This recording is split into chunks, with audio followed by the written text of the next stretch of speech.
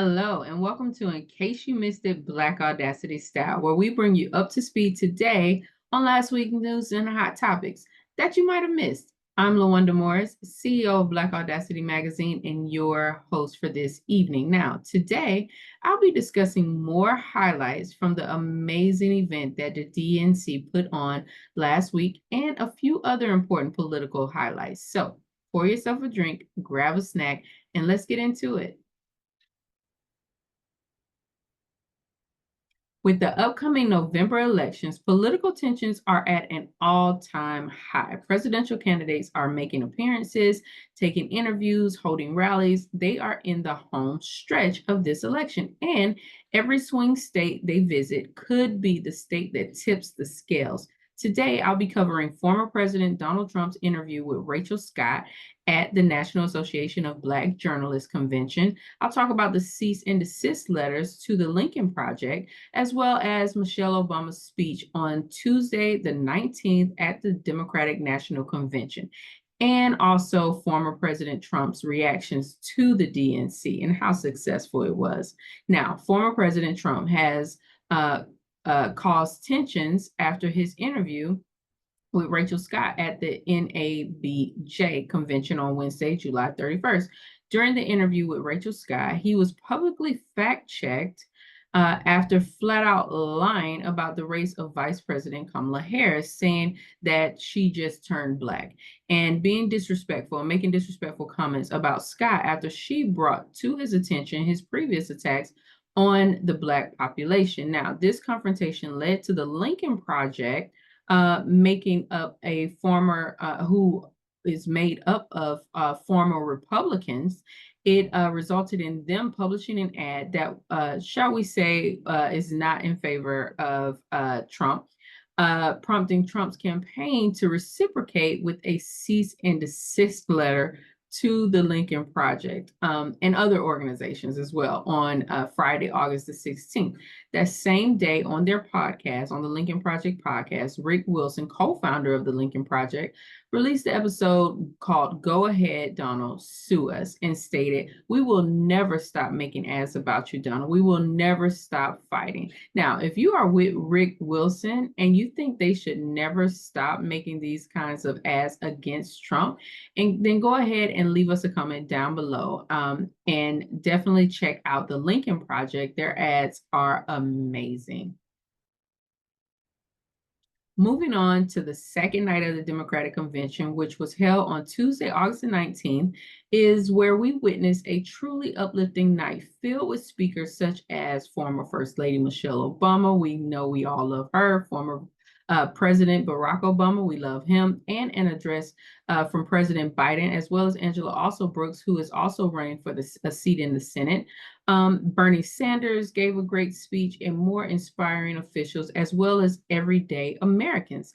There were amazing performances by great artists such as John Legend, Sheila E., and Patti LaBelle, just to name a few. But stealing the show and capturing and captivating all of those in attendance with her elegance and enthusiasm, Michelle Obama proudly backed Vice President Kamala Harris for president, highlighting her vast accomplishments as a prosecutor, a district attorney, senator, and as a person in general. She looked into the hearts of everyone watching and told them, do not stand on the sidelines, become a driving force, shaping the future of this country, and to do something. Michelle Obama became a shining example of a powerful Black woman, breathing a spark of hope for a better tomorrow for us all. Former President Trump addressed these speeches in his North Carolina rally on Wednesday, the 21st, going vastly off topic to call the former President Obama and former First Lady hysterical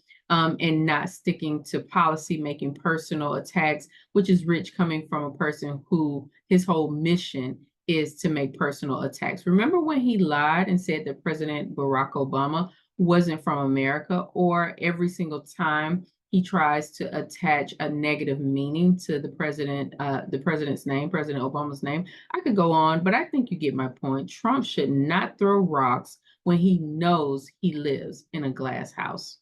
Now, stay tuned for next week's episode where I will cover the last two nights of the DNC, which were filled with some of the most anticipated speeches of the entire event, such as Vice President Kamala Harris, Governor Tim Walz, Senator Amy Klobuchar, former President Bill Clinton, and Oprah Winfrey, just to name a few.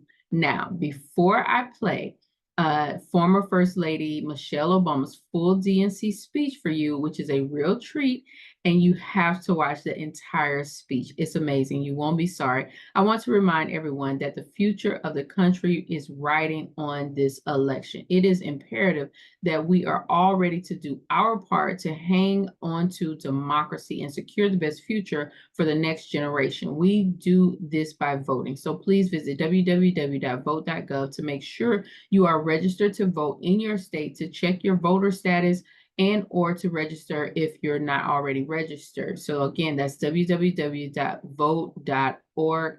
Make sure you visit that website so that you can register to vote if you're not. And I'm sorry, that's www.vote.gov. So www.vote.gov to make sure that you're registered, to check your voter registration status. And if you're not registered, you can go from that site to register. It has everything listed out really clear, great directions and instructions. So let's get in this race. Make sure that we turn out in such big numbers, such great numbers, that no matter how hard the Republican Party tries to cheat, because we know they will, that it won't affect the results of the election. So stay tuned. We're now going to play Michelle Obama's DNC speech in its entirety for you. Enjoy.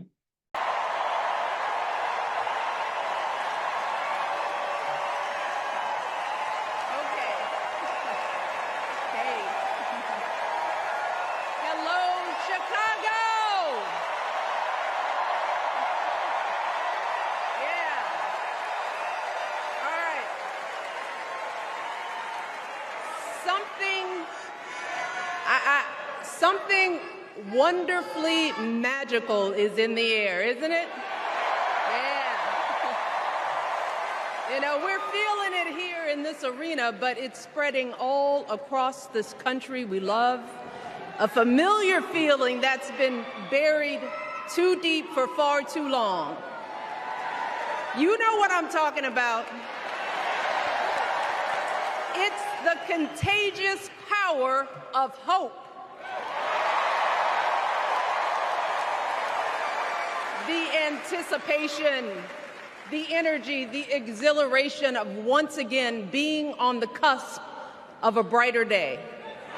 The chance to vanquish the demons of fear, division, and hate that have consumed us and continue pursuing the unfinished promise of this great nation, the dream that our parents and grandparents fought and died and sacrificed for. America, hope is making a comeback.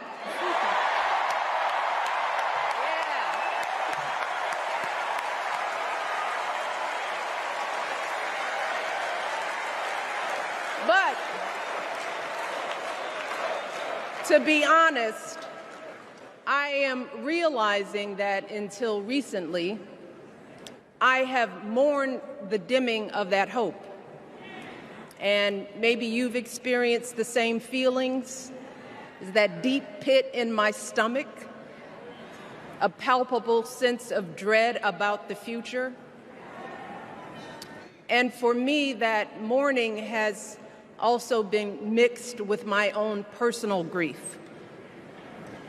The last time I was here in my hometown was to memorialize my mother, the woman who showed me the meaning of hard work and humility and decency, the woman who set my moral compass high and showed me the power of my own voice. Folks,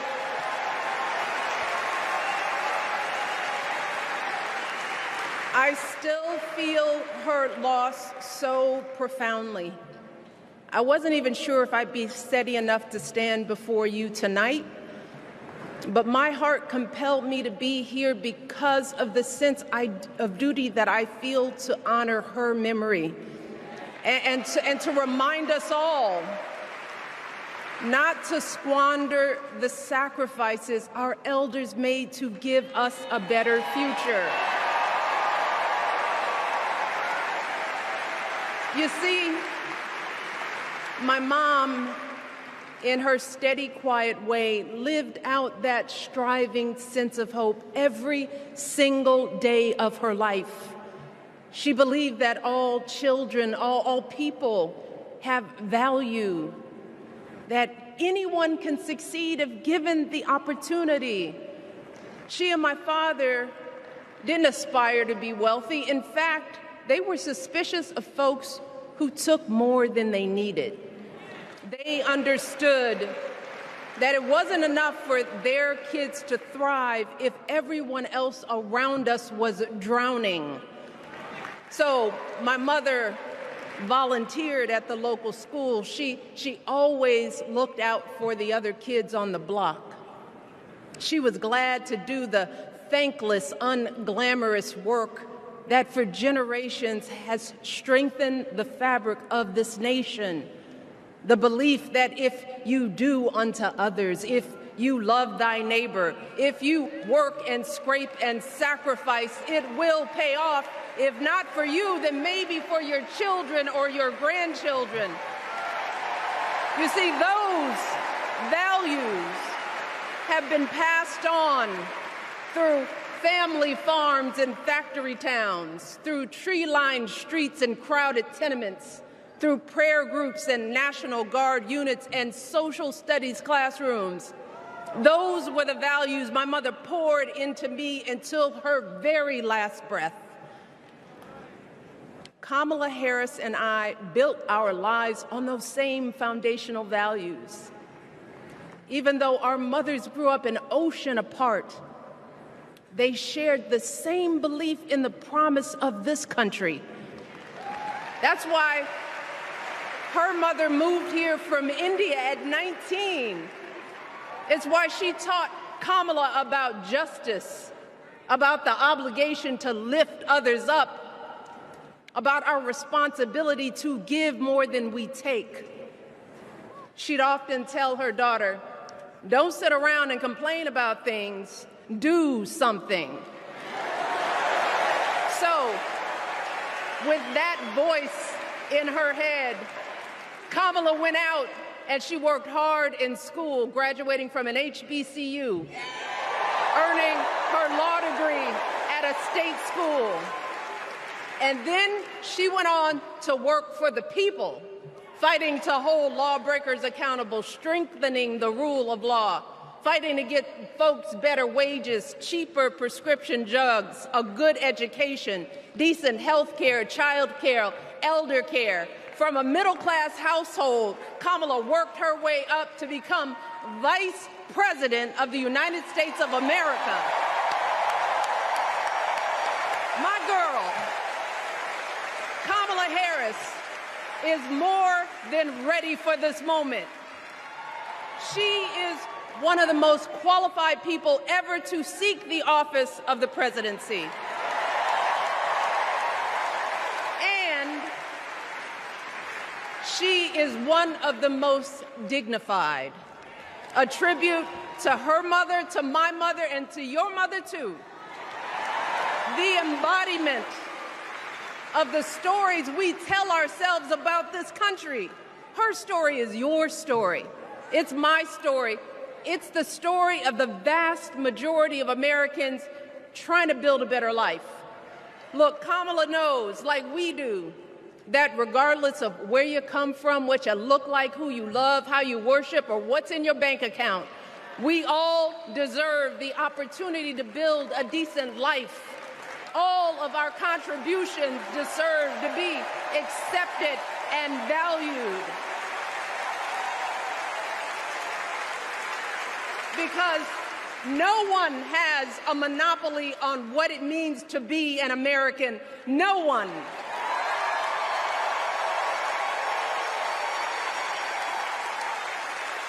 Kamala has shown her allegiance to this nation, not by spewing anger and bitterness, but by living a life of service. and always pushing the doors of opportunity open to others, she understands that most of us will never be afforded the grace of failing forward. We will never benefit from the affirmative action of generational wealth.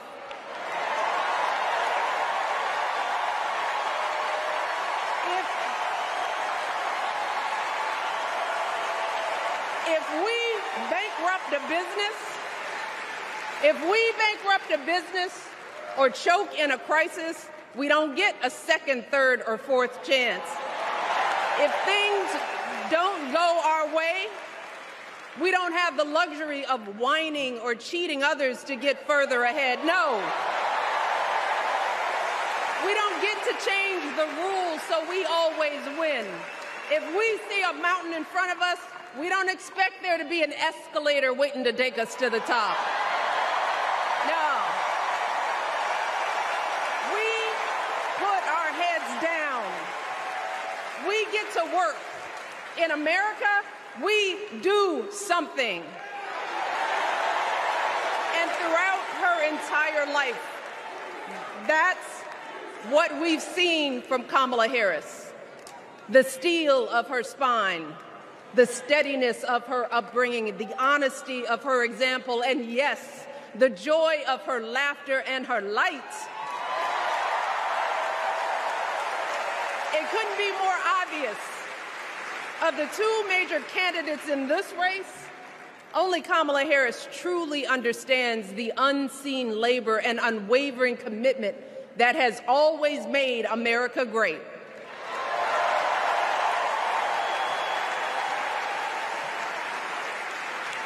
Now, unfortunately, we know what comes next. We know folks are going to do everything they can to distort her truth. My husband and I sadly know a little something about this. For years, Donald Trump did everything in his power to try to make people fear us.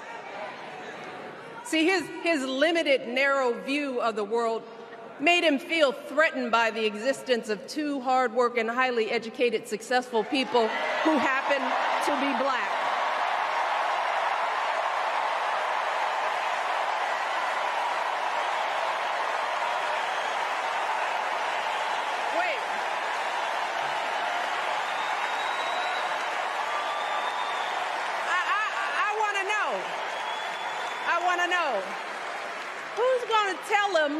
Who's going to tell him that the job he's currently seeking might just be one of those black jobs?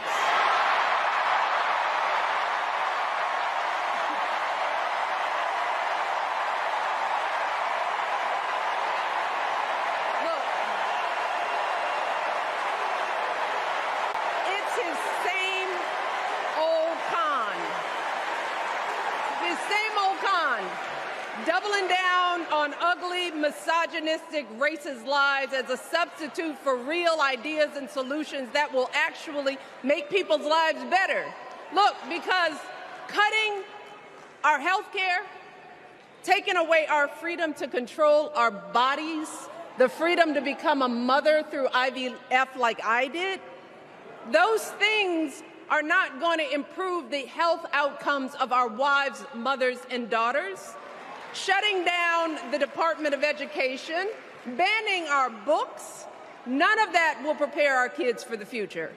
Demonizing our children for being who they are and loving who they love, look, that doesn't make anybody's life better.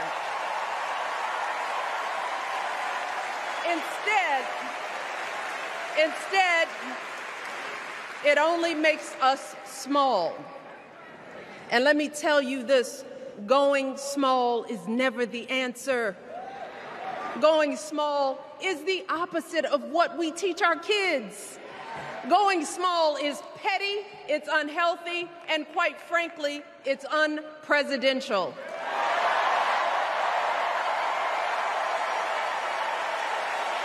So, why would any of us accept this from anyone seeking our highest office? Why would we normalize that type of backward leadership? Doing so only demeans and cheapens our politics. It only serves to further discourage good, big-hearted people from wanting to get involved at all. America, our parents taught us better than that, and we deserve so much better than that. That's why we must do everything in our power to elect 2 of those good, big-hearted people. There is no other choice than Kamala Harris and Tim Walz. No other choice.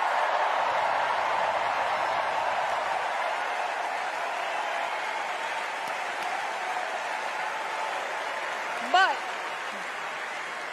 as we embrace this renewed sense of hope, let us not forget the despair we have felt.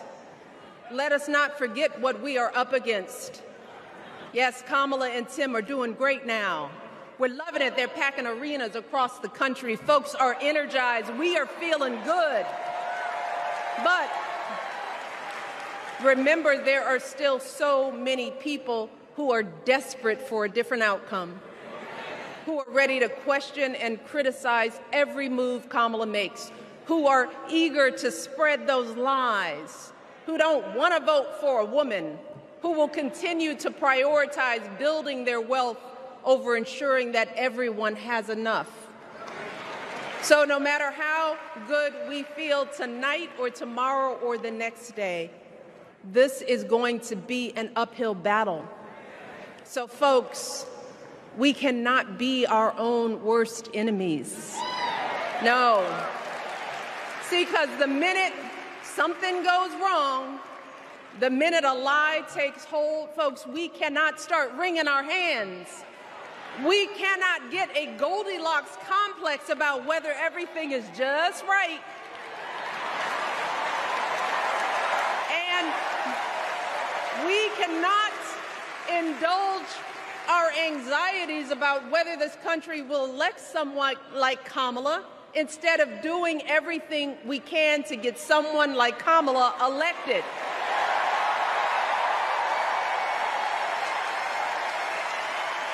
Kamala and Tim, they have lived amazing lives.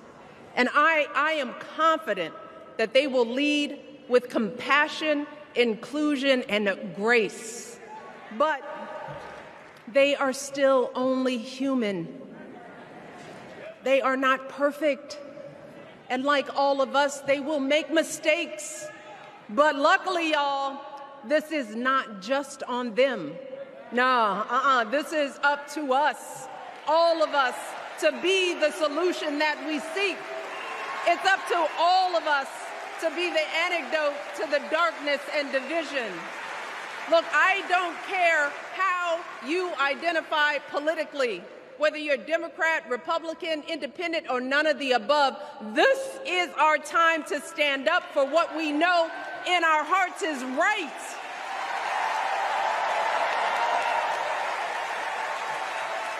To stand up, not just for our basic freedoms, but for decency and humanity, for basic respect, dignity, and empathy, for the values at the very foundation of this democracy.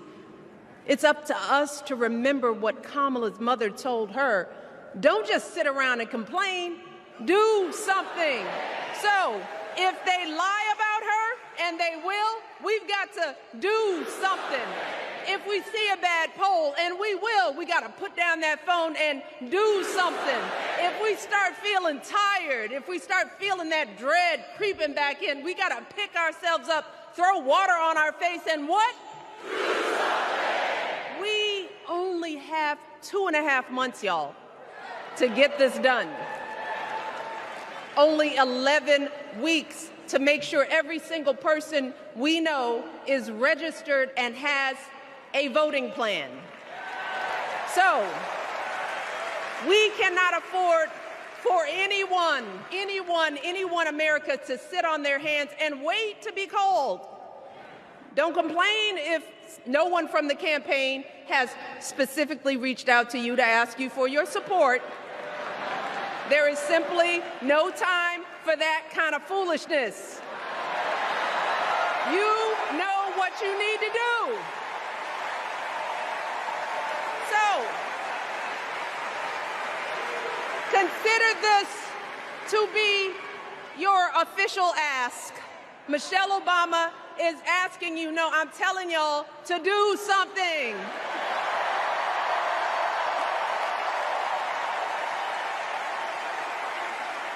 Because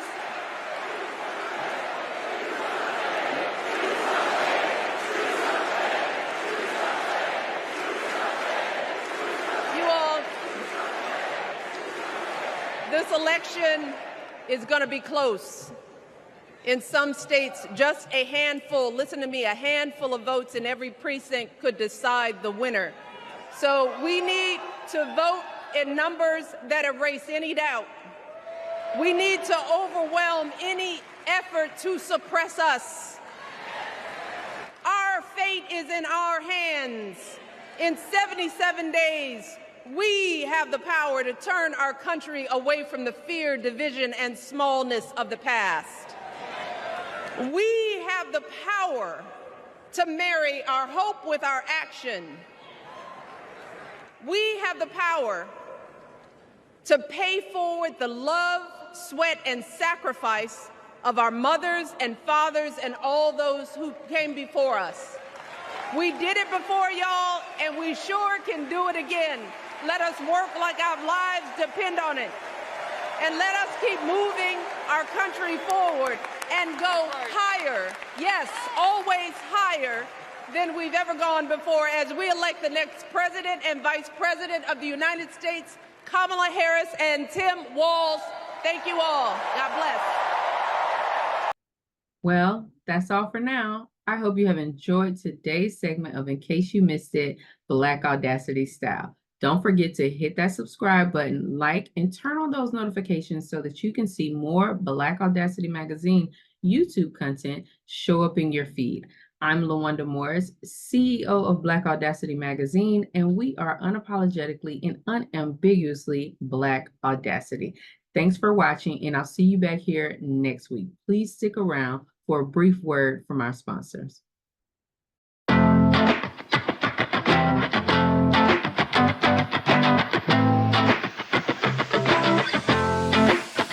Thank you so much to our sponsor, Black Skin Beauty. Black Skin Beauty is that black don't crack kind of beauty, y'all, that we all want and now that we all can have with Black Skin Beauty's new youthful regimen. Black Skin Beauty can help you get your skin all the way together. Black Skin Beauty offers a revolutionary 3-step youthful skin regimen to help your skin look and feel younger than ever before. Check out their website at www.blackskinbeauty.com. That's BLKSKNBEAUTY.com to enter for a chance to win free products and to get 10% off. Black Skin Beauty, that black don't crack kind of beauty. Check them out on Instagram today at Black Skin Beauty.